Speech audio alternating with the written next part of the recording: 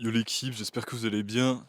Aujourd'hui, pour changer, on va aller un peu taper la liste de tous les bouquins que j'ai lus en 2024. Enfin, malheureusement, il y a une partie de la liste que j'avais en papier que j'ai pas retrouvée parce que bah entre-temps, j'ai déménagé 2 fois et tout. Mais voilà, déjà, on va faire un petit bilan de tout ce que j'ai lu à l'époque. Je passerai rapidement sur ceux qui n'ont pas été intéressants. Comme ça, vous perdez pas de temps, je perds pas de temps, tout le monde est content. Et par contre, je vais peut-être me permettre de yap un peu plus quand il y aura des bouquins vraiment cool. Alors le premier, on a le Textbook of Weightlifting de Arthur Saxon. J'en ai pas beaucoup de souvenirs de ce que je me rappelle. C'était des principes assez basiques. En soi, comment? Vu tout ce qui va être Silverera comme ça va être soit hyper intéressant, soit très mindset, très cool, soit ça va être un peu de la vente, des perfs que tu peux pas vérifier, et des trucs pas très intéressants. Là, je crois que c'était dans la dernière des catégories. Donc, pas spécialement un bouquin que je te recommande. Si t'es passionné d'histoire, de la musculation, ça peut être intéressant, mais bon, voilà. Ensuite, on a The Carnivore Diet de Sean Baker. Alors, il y a des points intéressants dans ce bouquin, mais il y a beaucoup de choses avec lesquelles je suis aujourd'hui en désaccord. Ça peut être une lecture intéressante, mais il faut garder un certain esprit critique et aussi noter qu'il y a plusieurs choses que l'auteur ne dit pas, que l'auteur fait comme erreur. Notamment, il parle pas des AGE créés avec la cuisson de la viande, etc. Mais bon, ça peut être une bonne introduction au fait de changer de mode alimentaire. Alors moi, je suis pas carnivore, hein, je mange plutôt de manière ancestrale, primale, si tu veux. Mais voilà, ça peut être sympa. Ensuite, on m'avait offert Éducation minimum de Flora Quessin-Serran. Donc en gros, c'est un bouquin, je crois, avec la maison d'édition de Papacito, tout le côté un peu de droite là. Bah, de ce que je me rappelle, c'était rigolo à lire. Il y a des bonnes recommandations de classiques français à lire dedans. Voilà, donc un livre sympa, franchement. Heu, Pas non plus une lecture qui va changer ta vie, mais c'est cool. Alors on a Microdosing with Amanita muscaria de Baba Macha. Alors ce bouquin-là, je m'étais intéressé quand je commençais à étudier un peu les médecines alternatives et je l'ai trouvé extrêmement intéressant. Ce qui me désole, c'est que j'ai pas encore pu, moi, expérimenter avec l'Amanita muscaria. Donc l'Amanita muscaria, c'est le champignon rouge avec les points blancs, dans Mario, en gros. C'est, le muromore, dans, les pays de l'Est, ils l'appellent comme ça. J'avais vu la première fois Artyom Chirokov en parler. Donc Artyom Chirokov, pour ceux d'entre vous qui ne le connaissent pas, c'est un athlète en streetlifting extrêmement fort. Donc il a par exemple un muscle up aux anneaux à 70 kg, une dips à 170 kg et une traction lestée à 110 kg. Enfin voilà, un sacré bonhomme. Et il utilise beaucoup la manite dans ses entraînements et pour sa santé. Et c'est ça qui m'avait intéressé dans ce bouquin. Et ce bouquin va vraiment en détail sur les expériences que Baba Macha, elle, qui a soigné les gens avec la manite, a fait. Et franchement, très très très très intéressant. Pour le coup, si tu veux t'intéresser à des médecines traditionnelles, mais plutôt alternatives, c'est un bon bouquin. Même si c'est très fixé sur le sujet de la manite, c'est vraiment très très intéressant. Ensuite, on a le mythe de l'éternel retour de Mircea Eliade. Alors là, au niveau compréhension intellectuelle de certains phénomène de certains concepts spirituels. Eliade, je trouve, est parmi les meilleurs auteurs et parmi mon top d'auteurs, avec, je dirais, Evola et les textes classiques, Leda, etc. Et je recommande énormément. Je recommande plus ou moins tout ce que j'ai lu d'Evola. Donc là, le mythe de l'éternel retour, c'est très très bien. Pour commencer, je recommanderais, comme d'habitude, le sacré et le profane. Je trouve que c'est le plus simple pour commencer avec Eliade. Eliade, c'est très facile à lire, même si vous avez l'esprit très cartésien, que vous n'êtes pas encore vraiment ouvert, disons. Ça se lit facilement et franchement, le mythe de l'éternel retour, c'est pareil, un des bouquins très simples d'Eliade à lire, mais le sacré et le profane est encore mieux comme bouquin introductif. Alors après, on a Psychedelic Medicine de Richard Louis Miller. Donc là, ça va être sur le peyote, tout ce qui va être comment psilocybine, etc. Et franchement, bah, c'est un peu dans la suite de sur la manite. Et pareil, très très intéressant. Si vous voulez une vision un peu différente de ce qu'on dit sur ces molécules-là dans les milieux mainstream, une opinion, disons, ouais, même très opposée, je vous le recommande. Je vous le recommande. Moi, c'est un bouquin que j'ai lu quand j'étais déjà ouvert sur ces sujets-là, donc c'était plus une confirmation qu'autre chose. Mais si tu as envie d'avoir une introduction au sujet, ça peut être un bon bouquin. Sinon, tu peux te taper les podcasts, tu parles anglais. Huberman a fait des podcasts sur le sujet. Et en contenu français, j'avoue, je connais pas trop. Si tu as un bouquin en français, je pense que celui-ci doit être traduit en français. Il doit être accessible facile. Non. Ensuite, on a Voice of Our Ancestors, donc La voix de nos ancêtres de Wulf Sorensen. Je l'ai lu en anglais, du coup, d'où le titre anglais. Et là, le bouquin est une absolue masterclass. Je t'ai fait une vidéo récemment sur pourquoi je suis devenu païen, pourquoi je ne suis pas chrétien et je suis païen. C'est avant tout par quête de vérité, hein, ce n'est pas par choix ethnique, comme j'ai pu peut-être un peu le laisser entendre trop à mon goût dans cette vidéo-là. Mais La voix de nos ancêtres, Voice of Our Ancestors, c'est un classique. Vraiment, j'avais cette intuition que il y avait une grosse séparation entre moi et les religions du Sud, donc notamment christianisme, etc. Et ce bouquin-là est venu le confirmer et m'a permis de comprendre intellectuellement ce que je savais déjà intuitivement. Donc si tu as envie de prendre un peu connexion avec tes racines païennes, tes racines de chrétiens, comment ça d'hommes d'Europe du Nord probablement, ou même si tu as une simple curiosité intellectuelle là-dessus, que c'est pas tes racines, je trouve le bouquin très très intéressant. Ça a été cru un moment qu'il avait été écrit par un membre d'un parti en Allemagne d'une certaine époque que vous connaissez bien, mais c'est pas le cas. Voilà, hein. Donc avant qu'on vienne m'embêter là-dessus, c'est pas le cas. Ça n'a rien à voir. Ça n'a rien à voir, tout simplement. Ensuite, on a The Fasting Cure de Upton Sinclair. Alors là, vu que c'est un très vieux bouquin, les données sont pas très à jour.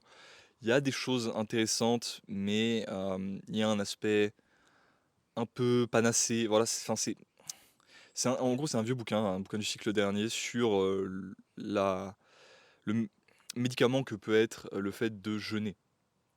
C'est intéressant, euh, mais aujourd'hui, je trouve qu'on a quand même de meilleures ressources sur le jeûne et sur ces pratiques-là pour se référer à ce bouquin-là. Donc je le recommande pas spécialement, franchement. Voilà. Ensuite, on a l'Eda poétique. Bon, évidemment, l'Eda, si, pareil, vous intéressez au paganisme, si même vous voulez juste avoir un peu l'histoire de Thor, d'Odin, de tous ces personnages mythiques là, tu vois, que tu as juste vu dans des Marvel, et peut-être que tu te dis que Marvel, c'est pas forcément la vision la plus réelle de la chose, et tu aurais raison de te dire ça. Bah, l'Eda, c'est ce qu'on a de plus fidèle à ces histoires-là, et c'est voilà, c'est requis. C'est un guide de vie. C'est pas seulement des histoires mythiques, c'est un guide de vie. Et lis-le, lis-le quoi. Il n'y a pas d'autre chose à faire que de le lire. Alors ensuite, on a un livre que je vais passer sous silence. On a L'ésotérisme de Dante de René Guénon, que j'ai lu. Je l'avais lu par avant et je l'ai pas noté dans cette liste. Il n'est pas dans cette liste. J'avais lu L'Enfer et le Purgatoire de Dante. Je sais plus si j'avais fini le Paradis. Il me semble que non, j'avais lu le Paradis aussi de mémoire. Et ça m'a donné envie de relire parce que j'avais lu une première fois l'ésotérisme de Dante. En gros, chose bête, je m'étais trompé sur Amazon de bouquins. J'en ai parlé d'ailleurs dans ma liste de lecture de 2022, je crois. Et j'avais acheté l'ésotérisme de Dante au lieu d'acheter les bouquins de Dante, c'est-à-dire la Divine Comédie. C'est qu'est-ce que je voulais acheter. Euh, le fait d'avoir à la fois la Divine Comédie et l'ésotérisme de Dante de Guénon, donc l'analyse de la Divine Comédie par Guénon, est pour moi une porte d'entrée excellente à la compréhension, encore une fois, de certaines questions spirituelles. Donc pareil, c'est une lecture que je recommande beaucoup. Ensuite, La crise du monde moderne de Guénon. Bon, voilà, quand on lit du Guénon, on lit d'autres Guénon. Encore une fois, très intéressant. Ensuite, on a un e-book de Valentin OTZ. Donc, si vous connaissez pas Valentin OTZ, c'est un des plus performants au monde, si ce n'est le plus performant au monde, en tout cas dans son domaine, en planche. Donc, il fait, vous savez, cette figure là où on a les bras droits et c'est pas juste les abdos, hein, c'est la planche qu'avec les bras, quoi. Et là, c'était son e-book sur le fait d'avoir des poignets et des avant-bras en acier, en diamant, euh, que je recommande. Il y avait des données très intéressantes, il y avait des choses très intéressantes que je n'avais pas spécialement vues autre part. même si maintenant c'est des informations qui, sortent un peu plus, la manière dont c'est structuré, dont c'est dit est quand même très intéressante. Moi, en l'adaptant, à mes besoins, parce que j'ai pas les mêmes besoins vu que je fais pas le même sport, hem, dans mon entraînement, j'en ai appris pas mal, donc je le recommande absolument. Ensuite, on a les 6 tomes de Tunnel. Tunnel, si vous savez pas, c'est une série, de bouquins pour ados. Alors pourquoi j'ai lu ça? Parce que j'avais lu ça dans mon enfance et en fait enfin début d'adolescence en gros et j'étais curieux de revisiter un peu mes lectures, d'avant. Donc j'ai lu, voilà tous les tomes, tout simplement et bah, en vrai c'était agréable. C'était pas extrêmement intéressant, mais ça me rappelait un peu de base pourquoi j'avais commencé à lire. Un petit peu comme Leda, pas au même niveau évidemment, mais il y a cette notion de fantaisie, de se laisser aller dans une histoire, tu vois? Et une histoire qui te prend, qui te garde tout le temps, haletant, tu vois? Qui te garde dans le livre et voilà, c'est cool. Franchement, c'était très cool comme expérience. Hem, Aujourd'hui, avec ma lecture actuelle, j'apprécie plus autant ce genre de livre que, et c'est pas enfin, je dis pas ça pour, faire, mon enfin, pour être pété ou quoi, tu vois? Genre, si tu veux te taper, cette série de livres, c'est très, très bien, mec. Vaut mieux lire ça que de rien lire, hein. Mais là, voilà, au point où j'en suis, j'apprécie ça moins cette lecture-là qu'une lecture de Leda ou une lecture d'autres textes, hem, qui à la fois sont des histoires, mais à la fois peuvent m'apprendre des choses. Donc Leda, c'est un exemple, mais ça peut être aussi des classiques, ça peut être, lire du Chateaubriand, ça peut être lire, Saint-Exupéry. Saint-Exupéry, j'adore, donc voilà. Ensuite, on a Eat Like a Human, Mange comme un humain de Bill Schindler. Alors ça peut être une bonne introduction à l'ancestral, je recommande plus que The Carnivore Diet de, comment il s'appelle? De Shawn Baker. Voilà, c'est, pas ce que j'applique moi, en tout cas pas tout. Il y a plein d'éléments, qu'il fait sur, parce qu'il a quand même envie de se faire plaisir et de faire plaisir à sa famille avec, par exemple des céréales, des tacos, maison, ce genre de choses. Mais il te donne moyen de faire toutes ces choses-là de manière ancestrale, ce qui est pour moi une très bonne chose. Parce qu'au moins, quand tu vas un peu cheat sur ta diète, quand tu vas au lieu de te taper un tartare et de manger des bonnes choses, tu vas vouloir te faire, je sais pas, un tacos, bah, au moins tu vas le faire en faisant, fermenter le maïs, et en faisant toutes les étapes qui font que c'est beaucoup moins toxique que ce qu'on te sert dans le supermarché. Ça donne, une porte d'entrée vraiment simple au fait d'améliorer sa santé, d'améliorer son alimentation. Donc moi, c'est un bouquin que, en vrai, moi, m'a pas servi à grand chose parce que je suis un peu une étape au-delà de ça, au niveau alimentation, mais que je recommande beaucoup si tu as envie de commencer à améliorer ta diète. Alors ensuite, on a, plus ou moins tous les tomes de L'Apprenti d'Araluen. Là pareil, relecture d'enfance, encore une fois une fantaisie qui m'a fait plaisir, qui m'a fait du bien, qui m'a redonné un peu goût à la lecture. Voilà, des fois on a besoin de lire des trucs un peu, pas cons, mais un peu, si un peu cons, tu vois? Pour, se redonner goût à la lecture et c'est très bien, c'est OK, c'est fine. Il y a pas besoin, de se casser la tête avec ça, c'est pas un problème. Et on a, Deep Work de Cal Newport, donc c'est une relecture, j'avais déjà lu en 2023 il me semble. Deep Work, c'est un bouquin, un des rares bouquins dans le milieu développement personnel que je trouve utile, plutôt bien fait. Mais le truc, c'est que c'est un bouquin qui peut être expliqué en sous format de vidéo YouTube, tu vois? Genre tu peux tout à fait avoir une vidéo YouTube qui te l'explique, prendre des notes, l'appliquer dans ta vie, t'as pas besoin du bouquin en vrai. Mais voilà, le fait de lire a toujours ses bénéfices pour le cerveau, l'attention et cetera.